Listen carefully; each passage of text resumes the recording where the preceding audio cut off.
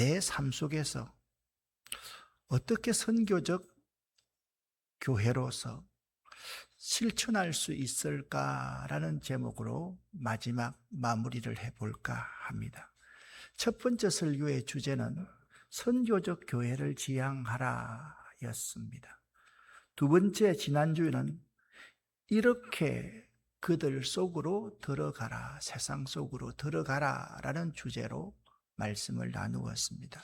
오늘 마지막 설교는 나는 내 삶 속에서 어떻게 선교적 교인으로서 선교를 실천할 수 있을까라는 제목으로 말씀을 나누도록 하겠습니다. 사랑하는 성도 여러분, 지난 2주간 우리는 선교적 교회라는 거창한 현대에서의 가장 핫한 이론을 나누었습니다. 교회가 세상의 중심이 아니라 우리가 세상 속으로 들어가야 한다는 신학적 방향도 동의했습니다. 그런데 솔직해져 봅시다. 당장 내일 월요일이 되어서 삶의 현장으로 출근을 하고 일상으로 돌아갔을 때 여러분은 어떻게 전도하시겠습니까? 요즘 세상에서 이웃에게 우리 교회 한번 와보세요. 그리고 예수 믿으세요라는 말을 꺼내기가 얼마나 어렵습니까? 이유가 무엇일까요? 우리가 전도를 여전히 말재주로 사람을 설득해서 교회로 데려오는 일로만 생각하기 때문에 그러한 것이 매우 어렵습니다. 선교적 교회의 전도는 다릅니다. 선교적 교회의 전도는 내 삶의 방식을 바꾸는 것입니다. 그리고 이웃이 나를 보고, 우리를 보고, 우리 교회를 보고 호기심을 갖게 만드는 것, 그것이 선교적 교회입니다. 미국 소설가 하프리라는 분이 적은 앵무새 죽이기라는 소설이 있습니다. 이분이 하프리입니다. 이 앵무새 죽이기라는 이 소설에 나오는 소녀 주인공이 스카웃이라는 소녀입니다. 이 스카웃의 아버지인 에티커스 핀치라는 분은요, 흑인이라는 이유로 억울하게 재판받는 사람을 변호를 합니다. 이 핀치의 변호에 대해서 모든 사람이 반대를 합니다. 손해봅니다. 불이익당할 것 알면서, 핍박당할 것 알면서 왜 흑인을 변호하는 겁니까? 그때 핀치는 이렇게 말을 합니다. 옳기 때문에 나는 합니다 라고 말했습니다. 선교적 교회는 사람을 교회로 데려오는 기술이 아닙니다. 세상 한가운데 서서 하나님 나라의 가치를 살아내는 것, 그것이 선교적 교회입니다. 펀치는 전도지를 한 장도 돌리지 않았지만 그의 삶 자체가 복음의 정언이었습니다. 손해를 보더라도 정직할 것인가? 비난을 받아도 약자의 편에 설 것인가? 내 이익보다 정의를 선택할 것인가? 그것이 선교적 교회를 지향하는 교인이 설 자리인 것입니다. 이 앵무새 죽이기의 메시지는 우리 교회들에게 선교적 교회의 개념은 교회 안의 전도가 아니라 삶으로 하는 선교라는 주제를 잘 드러내 주고 있습니다. 그렇다면 지난 2주간을 한번 정리해 보기를 원합니다. 우리는 선교적 교회라고 할 때 교회는 반드시 세상 속에 있어야만 한다라는 사실에 대해서 함께 공감했습니다. 선교는 예배 후부터 바로 시작됩니다. 교회는 단순히 모이는 건물이 아닌 세상 속으로 보냄받은 성도들의 공동체입니다. 우리의 참된 신앙은 주일에 예배당 안에서 머무는 것이 아니라 세상 사람들의 삶의 한복판에서 그들과 함께 호흡하고 그리스도의 사랑을 그들에게 흘려보낼 때 비로소 완성이 됩니다. 그래서 우리는 지난 30년 가까이 일관되게 이 일들을 해왔습니다. 자, 우리의 3대 결단에 대한 벤 다이어 그림을 한번 그려보았습니다. 첫 번째, 내가 숨쉬는 모든 일터와 가정 속에서 주님의 정직과 그리스도의 사랑으로 살아가야만 한다. 첫 번째 결단입니다. 두 번째 결단입니다. 세상 사람들의 고뇌 속으로 깊숙이 침투하여 그들의 진실한 친구, 그들의 진실한 동반자가 되기로 결단한다. 세 번째 결단입니다. 높은 교회의 장벽을 무너뜨리고 이 교회의 높은 담벽을 허물어 버리고 이 교회에 꼭 잠겨있는 이 대문의 빗장을 열어 제치고 이웃의 구체적인 슬픔과 아픔을 가슴 깊이 품어 안는다. 우리는 이 세 가지의 결단을 해와야만 합니다. 그래서 우리는 세부 실천 강령 및 세 가지 기도를 할 수 있어야만 합니다. 일터와 가정 속에서 하나님, 내가 서 있는 일상 속에서 정직과 성실로 그리고 그리스도의 사랑으로 살아가기를 원합니다. 도와주십시오. 세상의 한복판으로 나아가서 내가 세상 사람들의 삶 한복판에 깊숙이 들어가 그들의 친구가 되어 주겠습니다. 도와주십시오. 내 힘으로는 부족합니다. 성령님 함께해 주십시오. 이제는 교회의 울타리를 허물어 버려야만 합니다. 이웃의 문제가 있으면 그 이웃의 문제를 이제 교회 공동체로 가져올 수 있어야만 합니다. 여기서 우리들이 매우 주의해야 할 점이 있습니다. 전통적인 선교 개념과 선교적 교회의 관점에서의 선교 전도가 그게 그거 아니냐라는 본질적으로 비슷하다고 보는 안이한 생각입니다. 이러한 안이한 생각, 비슷하네, 별로 다르지 않네, 그게 그거네, 이런 생각은요, 단순한 용어의 오해를 넘어서 교회의 본질과 체질을 왜곡할 수 있는 매우 치명적인 위험을 내포하고 있다라는 것입니다. 이 두 개념 사이에는 메울 수 없는 거대한 패러다임의 전환이 존재합니다. 여기에 방점을 찍느냐, 여기에 방점을 찍느냐, 오라의 방점을 찍느냐, 가라의 방점을 찍느냐에 따라서 선교의 모든 전술과 전략이 다 달라지기 때문에 그렇습니다. 자, 네 가지를 잘 한번 생각해 보시기를 바랍니다. 이 두 개념을 유사하게 같게 보면요, 교회는요 여전히 자신이 영적 공급자로 착각하고 세상 위에 군림하려 들며, 교회의 그 위원회나 직책을 맡은 사람들은 자기가 그 일을 한다라고 착각하고 하나님보다 교회의 이름과 성과를 앞세우는 우를 범하게 됩니다. 두 번째, 그게 그거네라고 생각하는 순간 성도들은 일상생활에서 선교사로 살아가는 대신 교회 안에서 우리가 모이는 이 무리 안에서만 신앙생활 하는 사람으로 자신을 한정해 버립니다. 나는 목사님 선교 헌금 했어요. 보탰다는 거예요. 나는 단기 선교에 참여했어요.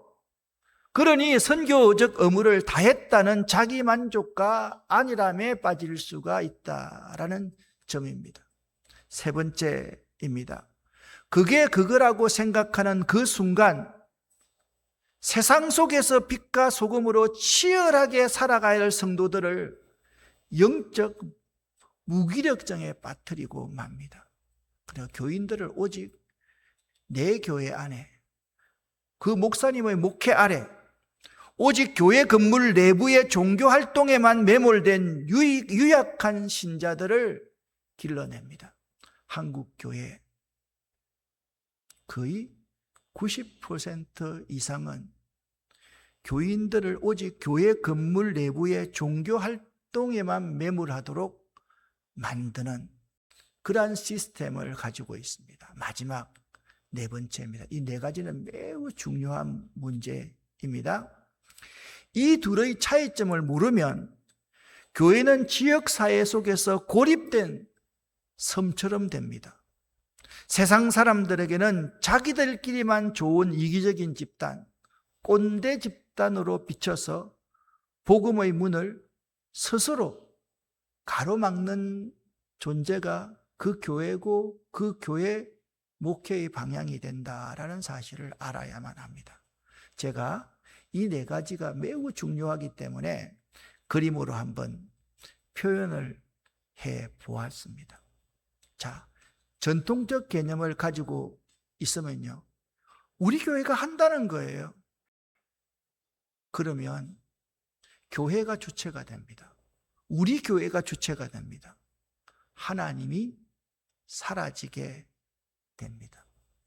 두 번째, 내가 재정을 보탰으니 내 의무가 끝났어. 아니 1년에 한 번, 평생 한 번 단기 선교 여행 한번 갔다 오면 되지 뭐. 선교사님들 오면 대접 한번 하면 되지 뭐. 우리 성도들이 안일함에 빠지게 되고, 우리의 존재 이유가 땅끝까지 복음을 전하는 것인데 그런 존재 이유를 무시해버리는 신자가 됩니다. 그리고 마지막으로 이 개념이 혼돈이 되면 우리 교회는 지역사회에서 고립이 됩니다. 사실 우리 한국 교회는 산에 올라가면 절이 있습니다. 그건 좀 낫지요. 조용하니까. 그런데 군중 속에서 절처럼 담을 쌓고 문을 꽁꽁 잠그고 울타리를 치고 아무도 이 교회 안에 주차 하나도 하지 못하게 하는 엄청난 우를 범하고 있는 것입니다. 지금 우리 교회가 하고 있는 이 작업은 선교적 교회의 선교 모델을 만들어 제시하는 과정입니다. 우리들의 새로운 시도가 한국 교회의 선교 방향을 제시할 수 있는 모델이 될 수가 있습니다. 이 모델에 우리 아름다운 교회는 실천할 수 있는 전략을 세우고 실천하면 되고, 그리고 이 설교를 듣고 이 설교를 연구하는 각 교회는 자기 교회에 맞게 이 이론을 기초로 선교적 전략을 짜서 실행에 옮길 수가 있을 것입니다. 이 선교적 교회라는 이론을 설교로 이렇게 담아내어서 연속으로 설교하는 것은 제가 아직 한 번도 보지 못했기 때문입니다. 선교적 교회를 지향하면서 매우 중요한 것은 공동체입니다. 그래서 우리는 지난 30년 동안 공동체, 좋은 공동체, 아름다운 공동체를 만들기 위해서 발버둥 쳐 왔습니다. 그리고 개인이 매우 중요합니다. 내가 세상 가운데 서야 하는 선교적 존재이기 때문에 그렇습니다.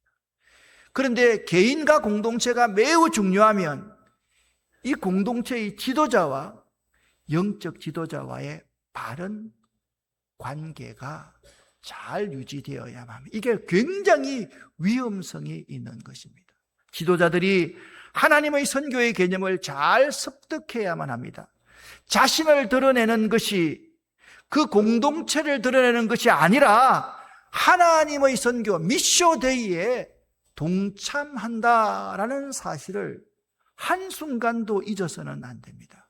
그래서 더욱이 하나님의 선교의 개념은 철저히 믿음으로 기도하면서 정직하고 겸손하고 온유한 마음으로 임하지 않으면 안 됩니다. 좀 더 구체적으로 한번 설명을 해보겠습니다. 여기에 안 나왔다고 해가지고 자기 공동체가 빠졌다라고 삐지지는 마시기를 바랍니다. 베들레헴 공동체가 있습니다. 일주일에 한 번씩 만나서 천년 발효 곡물빵을 만드는 공동체입니다. 지금까지는 우리끼리 빵 만들어서 나누어 먹고 한 번씩 이웃에게 빵을 제공하는 그런 모임이었습니다. 이제부터 베들레헴 공동체는 지역사회에 믿지 않는 사람들, 이런 사람들을 당근이나 네이버를 통해서 모집할 수 있어야 됩니다. 시온산 공동체는 요즘에 가정주부들이나 사람들이 굉장히 산에 가고 싶은데 너무 위험한 거예요. 우리가 강구를 해서 그분들을 안전하게 함께 등산할 수 있도록 만들어 줄 수 있으면 참 좋습니다. 우리 흑공동체, 도시농업 공동체는 세상 사람들이 텃밭 참 하기를 원합니다. 그렇기 때문에 그들을 그 속에 불려들여서 환경운동이 왜 중요한지, 흙이 얼마나 소중한지 함께 나눌 수 있어야 되고, 우리가 수확한 감자, 고구마, 옥수수들 함께 나눌 수 있어야만 됩니다. 뿌리교회 공동체가 있습니다. 다른 교회 같으면 이렇게 했을 겁니다. 교회 성장을 위해서 노인대학부터 시작했을 겁니다. 저는 노인대학부터 시작하지 않았습니다. 우리 교회의 뿌리교회에 있다. 이제 이분들의 공동체가 든든히 서가니까 이분들을 중심으로 이제부터 노인대학, 노인들 모임을 이제 세상 사람들을 불러서 그렇게 할 수 있어야만 됩니다. 이 모든 것을 조율할 수 있는 공동체가 선교하기 위한 빅텐트 공동체입니다. 빅텐트 공동체는 세상의 문제를 가져오면 어떻게 그들을 도울까 구체적으로 고민하면서 나아갈 수 있어야 되고, 교회는 선교적 교회 지원 공동체를 만들어서 이들을 지원할 수 있어야 됩니다. 그렇습니다. 선교적 공동체로서의 이제 패러다임의 전환이 필요합니다. 교회가 건물 중심에서 삶의 현장 중심으로, 교회가 프로그램 중심으로서 제자도 중심으로, 모이는 교회에서 흩어지는 교회로, 성직자 중심에서 모든 성도가 사역자로, 교회 건물을 유지하고 교회 조직을 유지하는 중심에서 하나님 나라의 선교의 개념으로, 성도들이 소비자의 신앙에서 선교적 삶을 살아낼 수 있는 교회가 될 수 있어야 됩니다. 이것은 한국 교회를 위한 혁신적이고 혁명적인 우리의 몸부림임을 알아야만 합니다. 이제부터는, 지금까지는 단기 선교를 갈 때 절대로 프로그램 하지 못하게 만들었습니다. 그런데 이제부터는 우리들 가운데 있는 달란트를 모아서 이제 미용하시는 분들은 미용으로, 김치를 잘 담으시는 분들은 가서 김치 맛있게 담아서 선교사님들에 드리고, 주일학교, 성경학교로 봉사할 수 있는 분들, 이제는 그 선교지에서 우리의 달란트를 베풀고 나누고 오는 선교를 하게 될 것입니다. 그래서 오늘 본문인 마태복음 28장 19절 말씀, 그러므로 너희는 가서 모든 민족을 제자로 삼아라. 아버지와 아들과 성령의 이름으로 세례를 주어라. 내가 너희에게 말한 모든 것을 지키도록 가르치라. 보아라, 내가 너희와 세상 끝날까지 함께 하겠다. 선교적 교회를 지향하는 우리가 일상 속에서 구체적으로 실천할 수 있는 전도와 선교의 세 가지 실제적인 방안을 제가 지금부터 제시하겠습니다. 이것은 한국 교회를 위해서, 세계 선교를 위해서 제시한 개념이기 때문에 추상적인 개념이어야만 합니다. 첫 번째입니다. 일상에 녹아드는 소금의 전도입니다. 이것은 이웃의 필요를 채우는 삶입니다. 첫째, 우리는 이웃의 구체적인 필요를 채워주는 삶의 선교를 해야만 합니다. 구체적인 필요를 채우기 위한 첫걸음은 이웃이 진정으로 무엇을 필요로 하는지 더 깊이 바로 알고 그들과 공감해 주는 것입니다. 소금은 음식 속에 들어가 형체도 없이 녹아질 때 맛을 내고 부패를 막습니다. 우리가 이웃의 삶 속으로 깊숙이 들어가 서서히 스며들어야만 합니다. 최근 전 세계적으로 주목받는 선교적 교회들의 공통점은 마을에 필요한 그 마을의 필요에 귀를 기울였다라는 점입니다.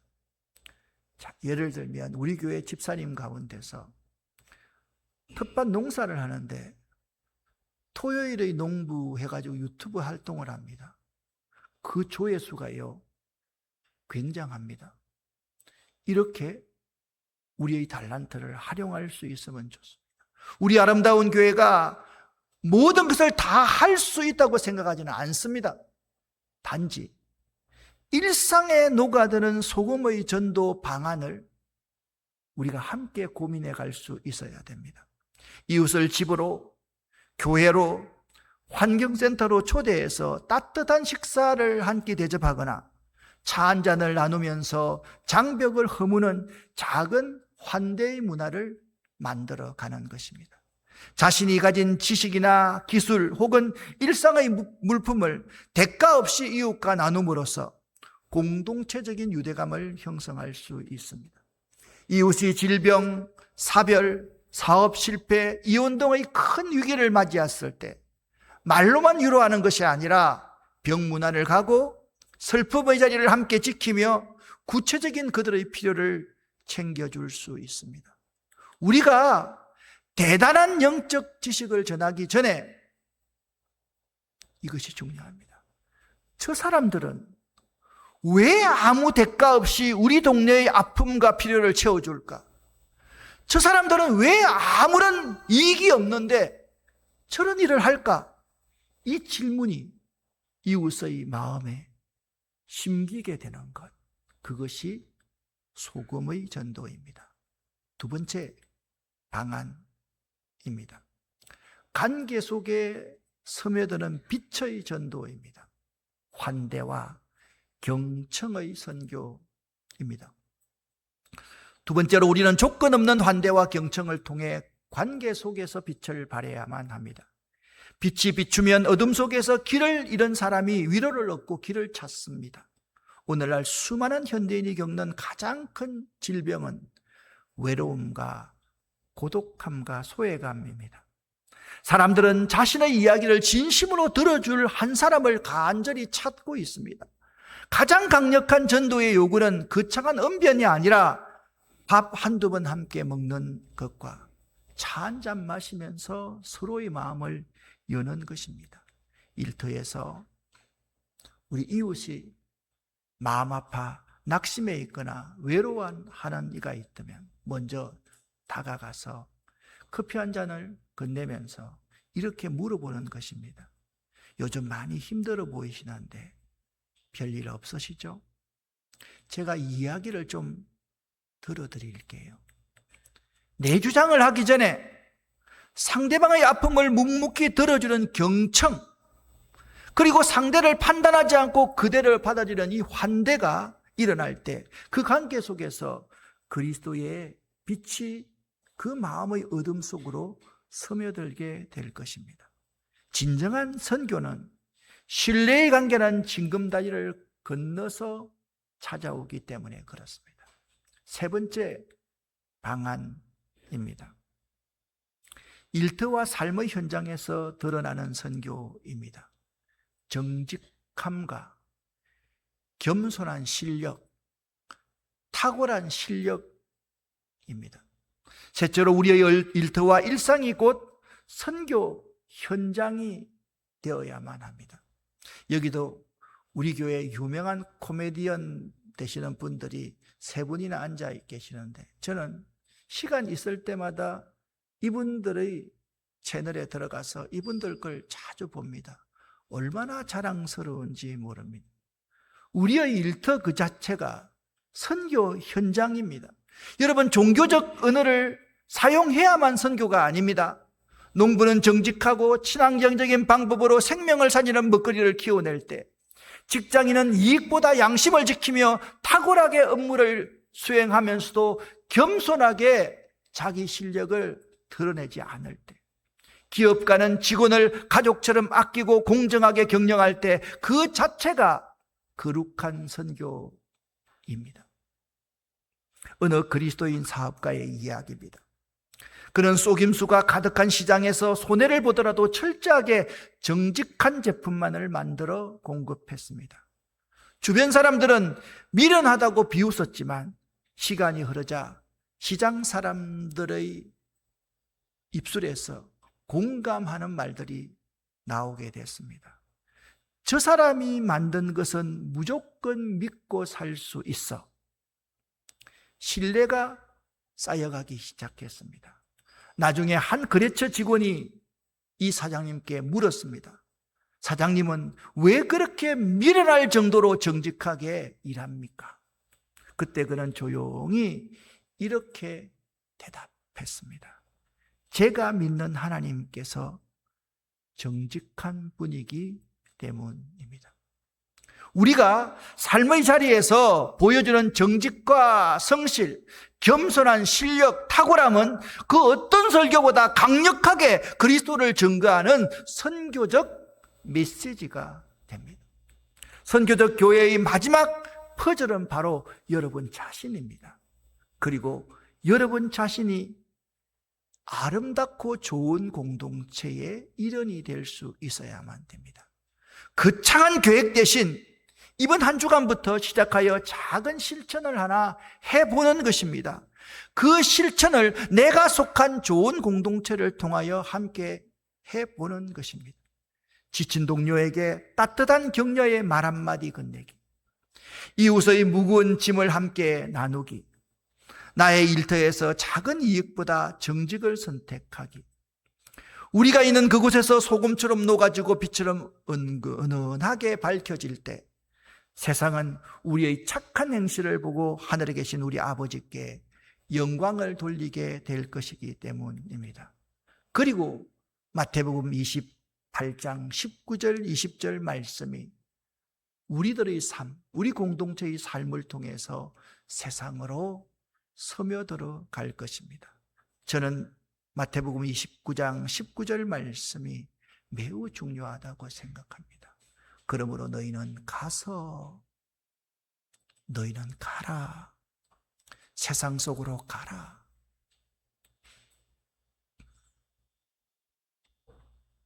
이분은 미국의 교육학자 토니 캄플로라는 사람입니다.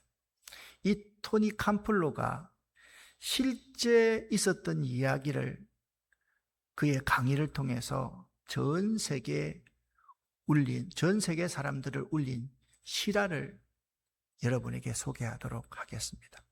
초등학교 교사인 톰슨 선생님의 반에는 씻지도 않고 옷도 더러우며 공부도 못해서 늘 외톨이인 테디라는 아이가 있었습니다. 선생님은 솔직히 이 테디가 가까이 오면 냄새도 나고요, 공부도 못하고요, 그러니까 테디가 그렇게 좋지 않았습니다. 테디를 자꾸 멀리하고 싶었습니다. 크리스마스 날 아이들이 화려한 선물을 선생님에게 가져왔을 때 테디는요, 거친 갈색 포장지에 겨우 몇 알 남은 싸구려 가짜 다이아몬드 팔찌와 반쯤 빈 향수를 그 갈색 포장지에 포장해서 선생님께 가지고 왔습니다.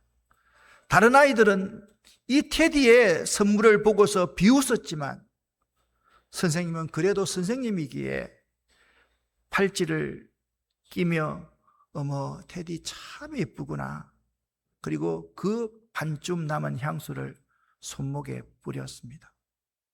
그리고 그 사건이 종료되었습니다. 그날 방과 후에 테디는 선생님께 조용히 다가가서 울먹이며 이렇게 말하는 것이었습니다. 선생님, 오늘 선생님에게서 돌아가신 우리 엄마 향기가 났어요. 테디의 어머니는 암으로 돌아가셨고 아버지는 방임 상태였습니다. 선생님은 교무실에서 무릎을 꿇고 울며 기도했습니다. 하나님, 제가 지식을 가르치는 선생님이 아니라 상처받은 영혼을 치유하는 사람이 되게 해 주십시오. 그날 이후 선생님은 테디를 지극정성으로 돌봤고 수십 년이 지난 후에 공부 꼴등하던 테디는 의학 박사가 되어서 결혼식 날 이 톰슨 선생님을 어머니의 자리에 앉혔습니다. 선교적 교회는요, 세상의 화려함이 아니라 세상이 버린 소외된 눈물을 알아보는 교회입니다. 선교적 교회는 선교적 시선의 회복이 있는 교회입니다. 세상 사람들이 보지 못하는 것을 볼 줄 아는 사람, 그 사람이 선교적 교인입니다. 세상 사람들이 외면하는 그곳으로 가서 그들을 껴안고 함께 울어주고 웃어주는 것이 선교적 교회입니다. 향수가 반쯤 비었건 싸구려 가짜 팔찌든 그 안에 담긴 영혼의 굶주림을 채워주는 것이 선교 아니겠습니까, 여러분? 우리 주변에는 엄마의 향수를 그리워하고 울고 있는 영혼의 테디들이 너무나도 많이 있습니다, 여러분. 그렇지 않습니까? 보이지 않습니까, 여러분? 그들을 외면하고 지나가 버린다면 우리는 선한 사마리아 사람의 비유에서 그 제사장과 레위인과 무슨 다를 바가 있겠습니까? 선교적 교회가 된다는 것은 그들의 눈물을 닦아주기 위해서 낮은 곳으로 찾아가는 것입니다. 사랑하는 아름다운 교회 성도 여러분, 선교적 교회 시리즈 설교를 마치면서 여러분에게 묻습니다. 우리는 매주 은혜를 받기 위해 이 교회 안으로 모이지만 정작 예수님이 피 흘려 사신 세상으로 나아가고 있습니까, 여러분? 세상 속에 우뚝 서서 하나님 나라를 세워가는 그리스도인으로 살아가고 있느냐라는 말입니다. 톰 선생님이 그 자리에서 무릎을 꿇고 흘렸던 그 눈물처럼 이제 이 교회의 문을 열고 나아가 여러분의 가정에서, 일터에서 깨어진 이 세상 한복판에서 보냄받은 자로 살아내시기를 바랍니다. 우리가 곧 교회이며 우리가 곧 예수 그리스도의 편지입니다. 한번 따라 해보겠습니다. 내가 곧 교회이며 내가 곧 예수 그리스도의 편지입니다. 그렇습니다. 우리가 곧 교회이며 우리가 곧 그리스도의 편지이며 내가 교회이며 내가 그리스도의 편지이다. 잊지 마시기를 예수 이름으로 간절히 축원합니다. 기도하겠습니다. 살아계신 하나님 아버지요, 선교적 교회 이 개념을 잘 이해하고 선교하는 저희들 되기를 원합니다. 우리 아름다운 교회가 그런 교회 되기를 원합니다. 우리와 함께하여 주시고 우리 공동체와 함께하여 주시옵소서. 예수 그리스도 이름으로 축복하옵고 간절히 기도 올립니다. 아멘.